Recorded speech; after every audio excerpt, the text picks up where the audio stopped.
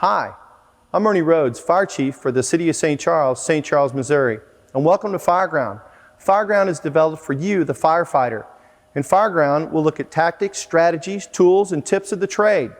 This week's episode is a tip on how to gain entry into an engine compartment fire on a passenger vehicle.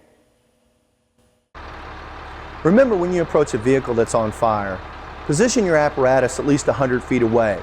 Leave plenty of room for your crew to pull your crosslay and be mindful of the oncoming traffic.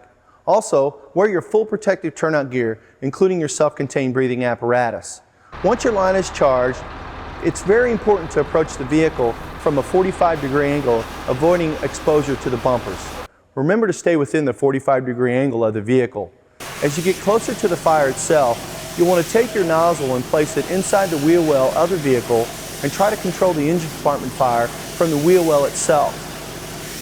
Also, if you can, from that position, try to take your nozzle and sweep it underneath the vehicle, cooling down the fuel tank, and maybe from that position, cooling off the front bumpers or the shock absorbers in the bumper. Once you have the engine compartment fire under control, it's time to force entry into the hood. Everybody likes a little tool time, but remember, the cardinal rule of forcible entry is try before you pry. Assign one of your crew members or you yourself, make entry into the passenger compartment and pull the hood latch. If that doesn't work, then you know you have to force entry into the hood. Once you've determined that the hood latch doesn't work, you're going to need to force entry into the hood. One of my favorite tools is the Howling bar.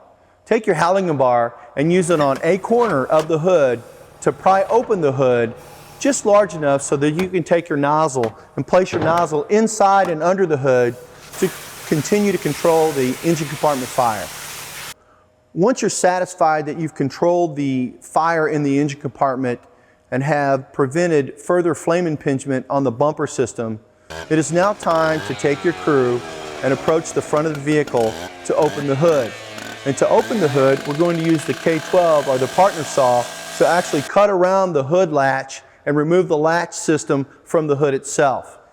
Once you've used your K12 and have cut the latch system out of the hood, it is time to shut the saw off, turn around and put the saw down, and then pick up, once again, my favorite tool, the Howling bar, and slowly open the hood. Be mindful that your nozzleman needs to be right beside you to protect you in case there's an unexpected surge in the fire. Once you open the hood slowly and your nozzleman's prepared, you're going to take your Howling bar and place it between the engine and the hood and back away from the vehicle and let the nozzleman extinguish the fire. Let's review a few safety tips when fighting a vehicle fire. Remember to park your apparatus at least 100 feet away. And when you exit your apparatus, make sure you have your full protective turnout gear on, including SCBA.